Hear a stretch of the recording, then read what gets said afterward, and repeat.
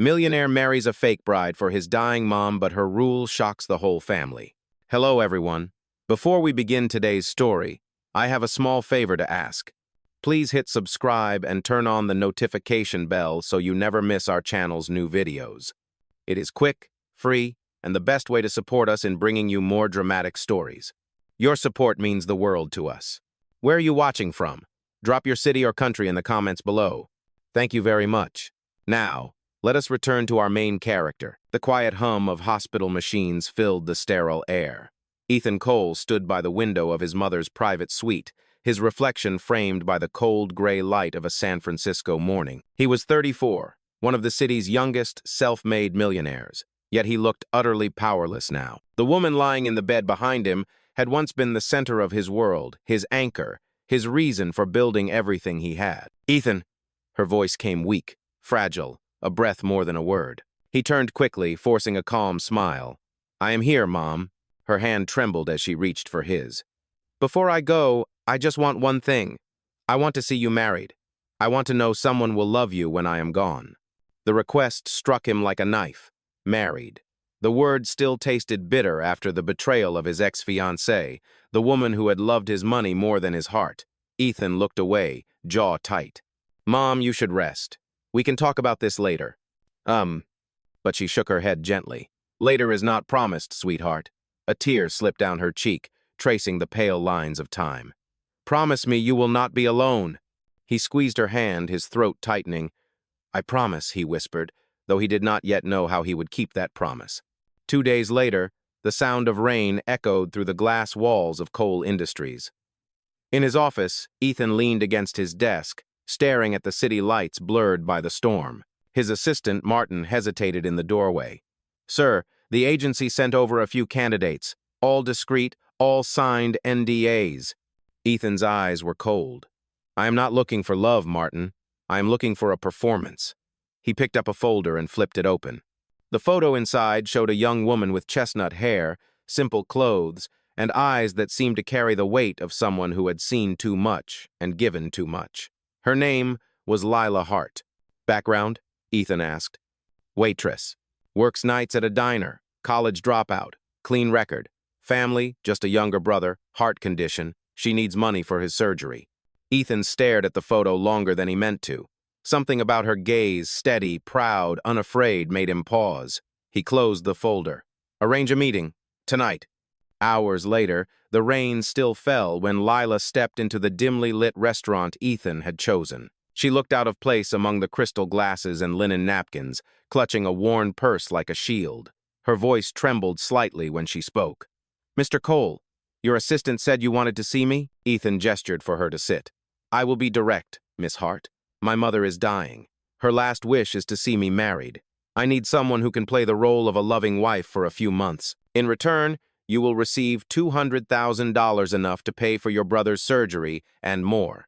Lila's eyes widened, disbelief and offense flashing across her face. "You want me to lie to your dying mother?" "It would bring her peace," Ethan replied evenly. "You would not have to love me. You would only have to act." She was silent for a long moment, rain tapping against the windows like a heartbeat. Then she spoke softly. "I will do it. But I have one rule."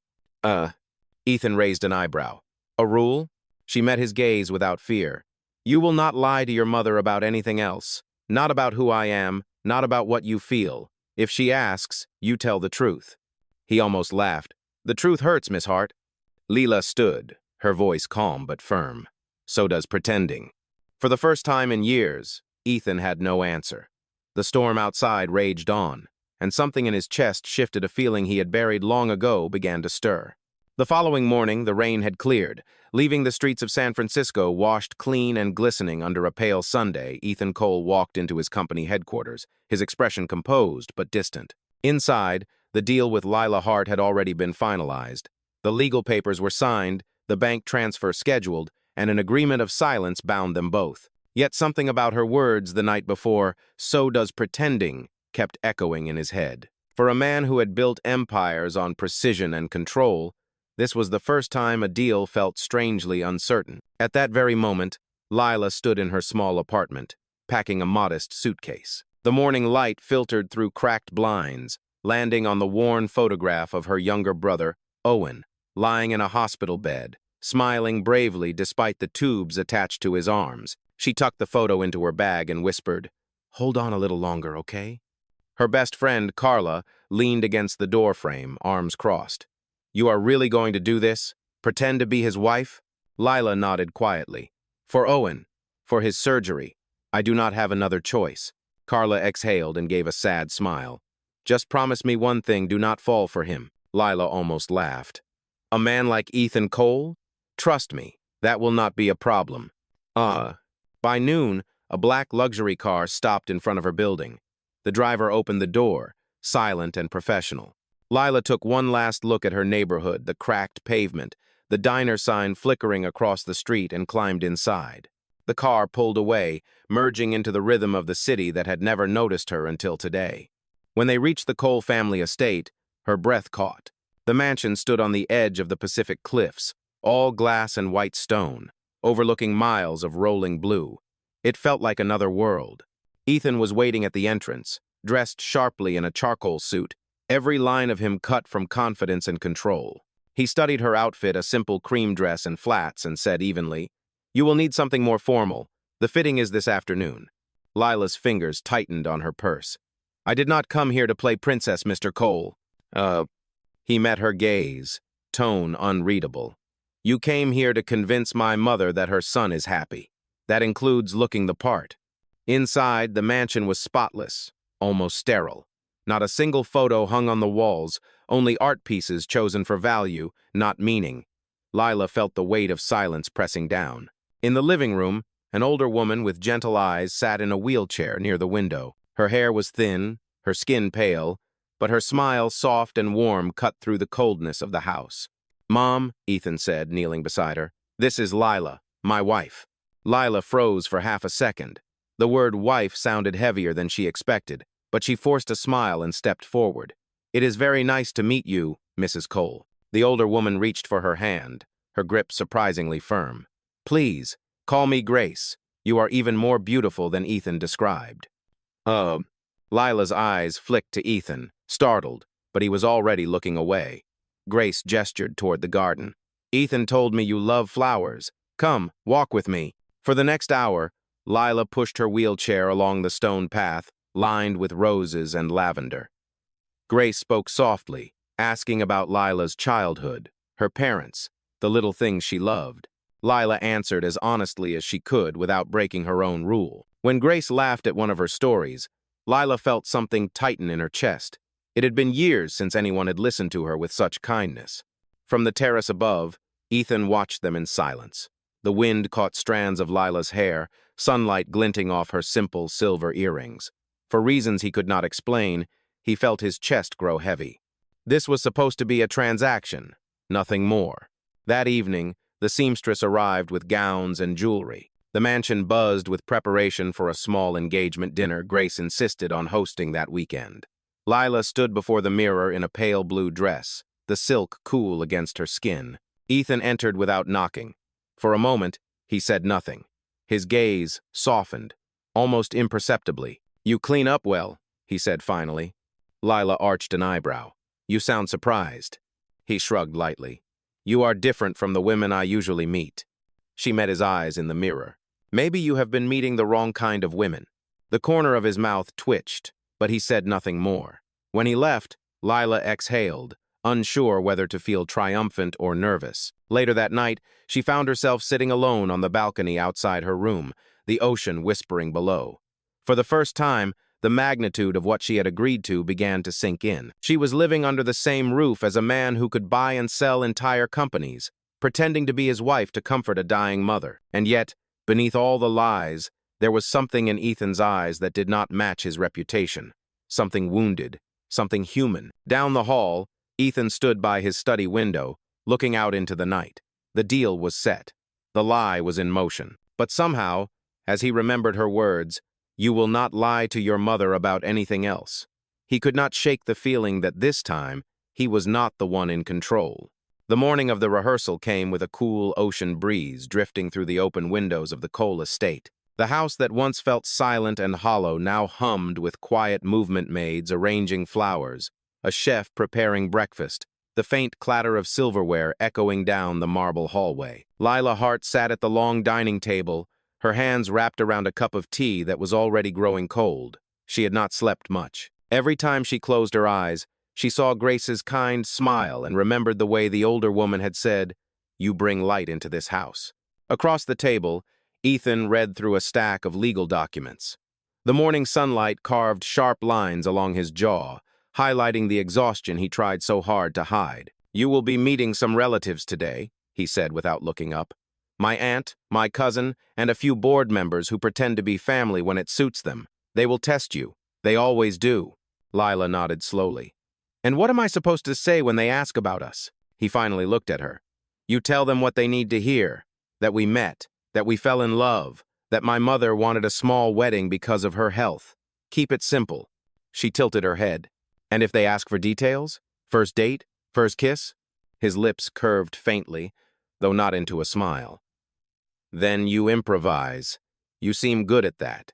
The reply stung more than she expected, but before she could respond, Grace's soft voice carried from the hallway. "Ethan, Lila, you two look wonderful this morning." She was in her wheelchair, dressed in a pale shawl, her face glowing despite her illness. "The garden is blooming. Why do you not come have breakfast with me outside?" Within minutes, they were seated on the stone terrace overlooking the Pacific. Grace's laughter mixed with the sound of waves below, and for a while, the world felt almost normal. She reached for Lila's hand.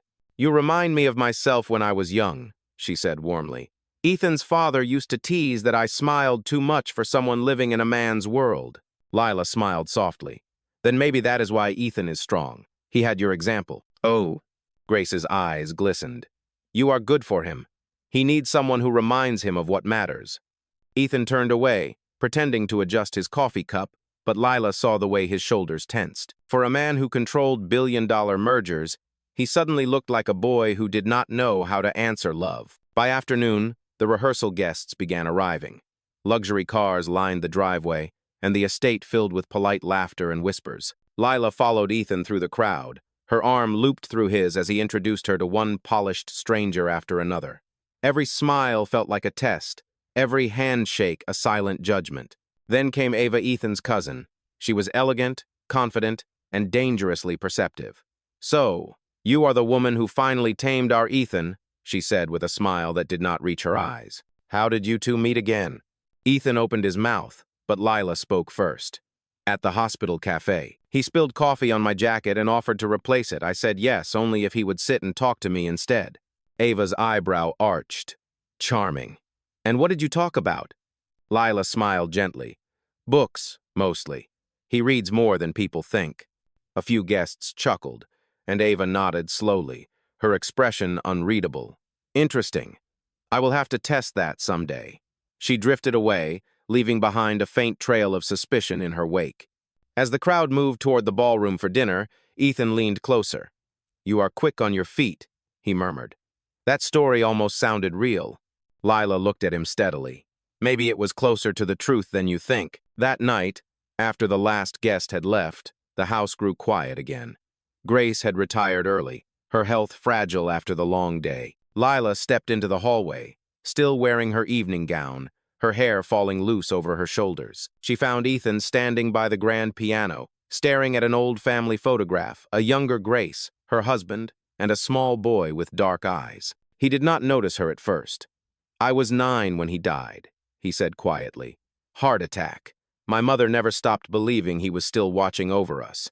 Maybe that is why she cannot let go now." Lila moved closer, her voice soft. "She loves you. That is not weakness." He turned to face her, his eyes darker than she had ever seen. "Love makes people blind. It made me trust the wrong person once." "She was not me," Lila said simply. Silence stretched between them. For the first time, Ethan looked uncertain. "You really believe this lie will help her?" Lila nodded. "It will give her peace. That is worth more than money, Mr. Cole." He studied her, and something unspoken passed between them, a fragile understanding, maybe even respect. Outside, the waves crashed against the cliffs, steady and endless. Inside, two strangers stood a few feet apart. bound by a contract that was starting to feel less like an act and more like the beginning of something neither of them could name. When Lila finally turned to leave, Ethan's voice stopped her. "Tomorrow, the photographer will arrive for the engagement portraits," he said quietly. "You might want to prepare." She looked back over her shoulder. "Do I smile in those pictures or do I keep pretending?" Ethan's expression softened. "If you smile, make sure it is for you, not for me." And as she walked away down the long marble hall, Lila realized that was the first real thing he had ever said. The next day unfolded under a sky brushed with silver clouds. Inside the mansion, preparations for the engagement portraits filled every room with the scent of fresh roses and the sound of clicking heels. The staff moved like clockwork while photographers adjusted lights and lenses in the main hall. Lila stood near the staircase, wearing a soft ivory gown that shimmered faintly in the morning light.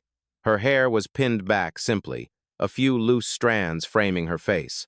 Ethan entered the room in a tailored black suit, his expression unreadable as always. Yet when his gaze met hers, something subtle changed. For a heartbeat, neither spoke. Then he said quietly, "You look perfect." Lila turned toward the photographer, forcing a polite smile. "Let us just get through this." End. The first few shots were stiff, two strangers standing too close, trying to look like they belonged to each other. The photographer, a cheerful man named Roland, frowned. "Relax a little. Pretend you are in love, not signing a contract." Ethan's mouth curved faintly. "We will try our best." Roland adjusted his camera. "Hold her hand. Look at her like you mean it." Ethan reached out, his hand steady, his touch warm against Lila's fingers. When she looked up, his eyes softened in a way that caught her off guard. For one fleeting second, the room faded, the camera clicks, the staff whispers, the world outside. It was just the two of them. "Beautiful," Roland said, snapping the final photo. That one looked real. Later, as the team packed up, Grace appeared from the hallway, her smile gentle and proud. "You two are glowing," she said. "Those pictures will make such lovely memories." Lila bent beside her wheelchair. "You should rest, Mrs. Cole." "Grace," she corrected kindly, "and I will rest after I see my son happy." Ethan's expression faltered, his composure cracking for a brief moment. "You should not worry about me, Mom." Grace reached out and placed her frail hand over his. A mother always worries, even when her son pretends he does not need love. The silence that followed felt heavy. Lila lowered her gaze, pretending to adjust the shawl on Grace's lap, but she could feel Ethan's eyes on her. When she finally looked up, he was still watching, not as a businessman calculating risk, but as a man beginning to see something he had not expected. That night, Lila stood on the balcony again, the ocean wind tugging at her dress. Inside the house, laughter drifted faintly from Grace's room. Down the hall, Ethan was on a phone call, his voice low, measured, and lonely. Lila whispered to herself, "You cannot fall for him. This is not real." But the echo of his earlier words, "You look perfect," refused to fade, and somewhere deep inside she feared that the line between pretending and feeling had already started to blur. 3 days later, the Cole estate glowed with soft golden light as guests arrived for Grace's charity gala. The event had been planned months before, but now it carried deeper, meaning a celebration of hope, family, and legacy. The driveway filled with sleek cars and the murmur of designer gowns brushing marble floors. Lila stood near the grand staircase, adjusting the bracelet on her wrist, the one Grace had insisted she wear. "Every Cole bride deserves something beautiful," Grace had said earlier, pressing the jewelry into her hand. Ethan approached a moment later, dressed in a classic tuxedo. "Ready?" he asked quietly. "As I will ever be," she replied, though her heart pounded hard enough to feel in her throat. When they entered the ballroom, dozens of heads turned. Cameras flashed. Ethan nodded to board members, investors, and relatives, his grip steady around Lila's hand. For the first time, she noticed how his thumb brushed gently against her palm as if to reassure her, or himself. Ava appeared near the champagne table, radiant and smiling. "Lila," she said smoothly, "you must tell everyone how you met Ethan. It is such a romantic story, is it not?" The crowd leaned in, curious. Lila could feel Ethan tense beside her. She met his eyes briefly, then smiled at the group. "We met at the hospital cafe," she began. "He spilled coffee on my jacket, then insisted on buying me another one. He looked so embarrassed that I agreed to sit with him for 5 minutes. A ripple of laughter moved through the guests. Lila continued softly. I did not know who he was then. I only remember that he seemed tired, like someone who had forgotten what peace feels like. Ava blinked, caught off guard. Even Ethan looked at her differently, as if hearing his own story for the first time. Grace, seated near the stage, clapped lightly. That is my son, she said, her voice trembling but proud. Always making a mess before doing something right. The room erupted in gentle laughter. For a moment, Lila forgot the contract, the cameras, and the lie. She only felt the warmth of Grace's pride and the strange comfort of Ethan's hand still holding hers. Later that night, as the guests began to leave, Grace called Lila to her side. You have a good heart, she whispered. Promise me you will take care of him when I cannot. Lila's throat tightened. I promise, she said softly. Ethan overheard the words. When their eyes met across the room, the distance between them no longer felt like part of an act. For the first time, the lie that had begun this arrangement started to feel like a truth neither of them could deny. Outside, the ocean roared against the cliffs, steady and relentless, as if echoing the rhythm of two hearts beginning to move in the same direction. That night, long after the gala ended, the mansion had fallen silent except for the soft rhythm of the waves below. Lila Hart stepped out onto the terrace in her evening gown, the hem brushing against the marble floor. The stars shimmered faintly over the Pacific, their reflections dancing on the dark glass windows. She wrapped her arms around herself, unsure why her heart still beat so fast after the night's success. Behind her, the door opened with a quiet click. Ethan Cole stood there, no jacket, tie loosened, the exhaustion of the day etched into his face.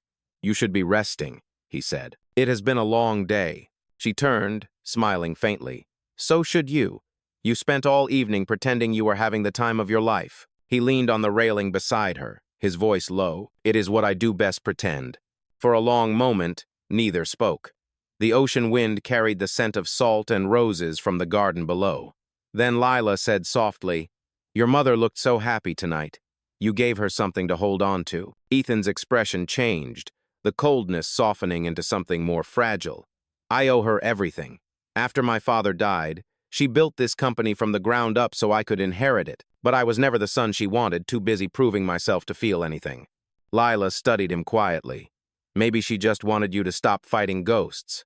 He gave a tired laugh. And what about you, Miss Hart? Who are you fighting? Her eyes flickered toward the horizon. Life, mostly. Bills, time. The fear of losing someone you love before you can save them. He turned his head to look at her fully. Your brother. She nodded once, her voice trembling slightly. Owen. He is 17. He has been in and out of hospitals since he was 10. This arrangement will pay for his surgery. Ethan's jaw tightened. You could have asked for help. You did not have to sell your dignity. She met his gaze, steady and unflinching. And you did not have to buy love to please your mother, yet here we are. For the first time, Ethan had no reply. The silence between them stretched, no longer cold but charged with understanding. A gust of wind lifted a strand of Lila's hair, brushing it across his hand. Without thinking, he reached up and tucked it behind her ear. The touch lingered longer than it should have. Thank you, she whispered. For what? He asked. For seeing me, she said simply. He looked away, his voice almost a whisper. Do not thank me yet. As Lila walked back toward her room, Ethan remained on the terrace, staring into the restless sea. For the first time since his father's death, he felt something break loose inside him, not pain, not anger, but the quiet, terrifying beginning of hope. 2 weeks later, the illusion that had begun as a contract was starting to look dangerously real.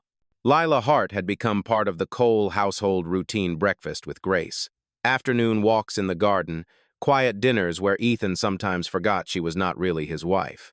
But peace never lasted long in a house built on secrets. Ava's suspicion had only grown.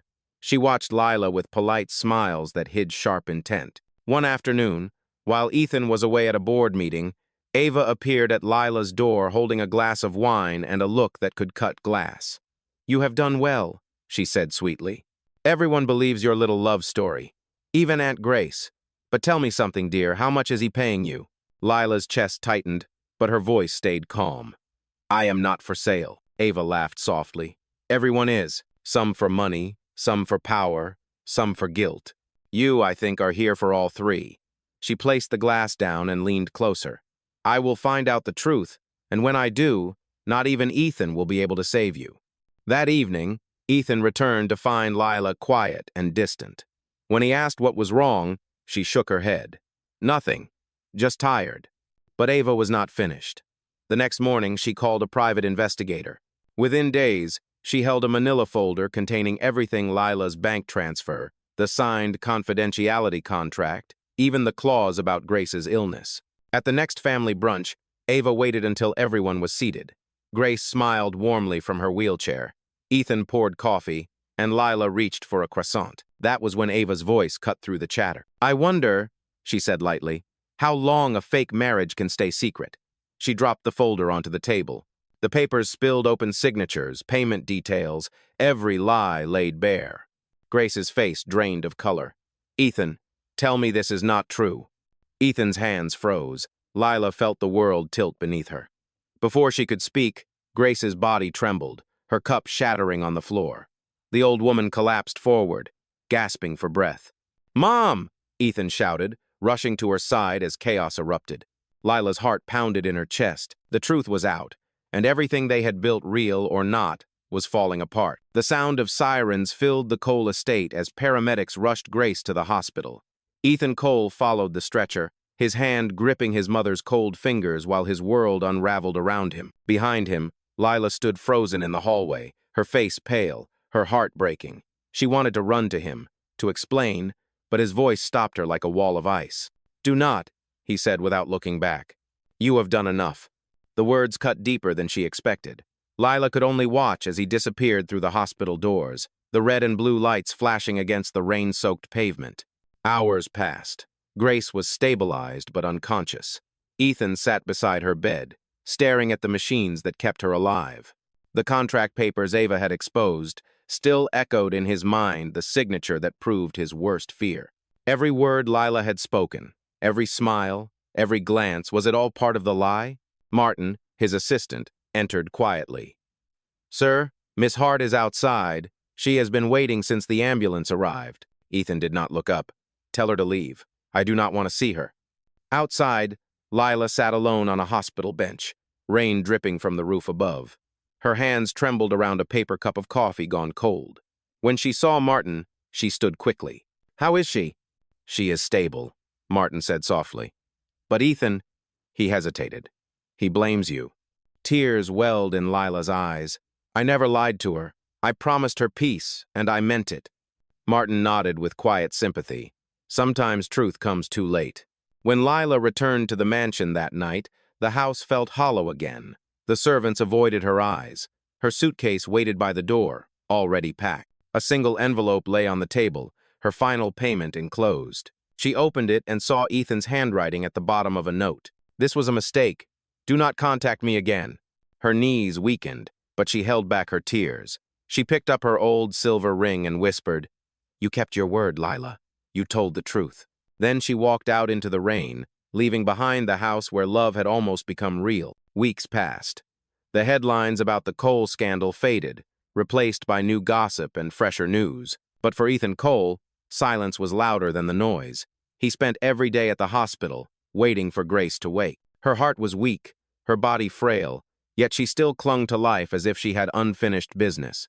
One morning, as sunlight spilled through the blinds, Grace stirred. Her eyes fluttered open, and Ethan was instantly at her side. Mom, he whispered, his voice cracking. You are awake. Grace smiled faintly. You have been sitting here every day. I am sorry, Ethan said quietly, for everything.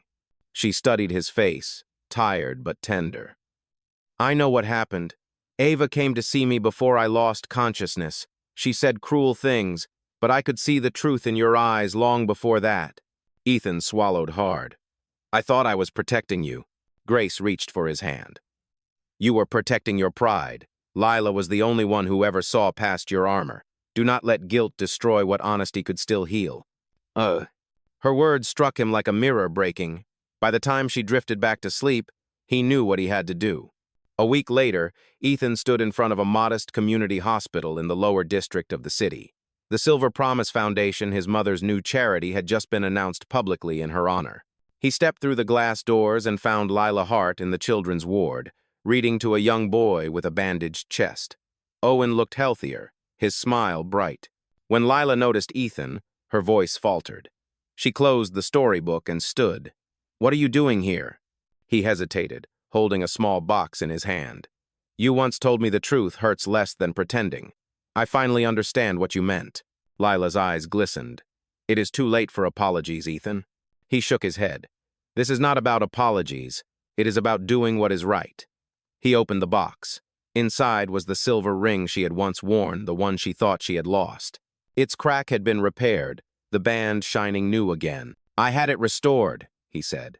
"Not to erase the break, but to honor it, because broken things can still be made whole." Her breath caught. "Why show me this?" "Because I do not want to lie anymore," Ethan said softly. "Not to you, not to my mother, not to myself. You were never a mistake. The mistake was thinking love could be a contract." For a long moment, she said nothing. Then Owen's small voice broke the silence. "Is he staying for dinner?" Lila's eyes filled with tears. "That depends," she whispered. "Are you?" Ethan smiled, the first real smile he had shown in months. "If you will have me."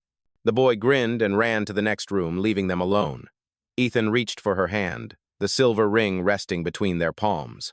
"This time," he said, "no signatures, no rules, just truth." Lila nodded, her voice trembling. "Then tell me you love me." He did, simply and clearly, the words carrying all the weight of his mistakes and redemption.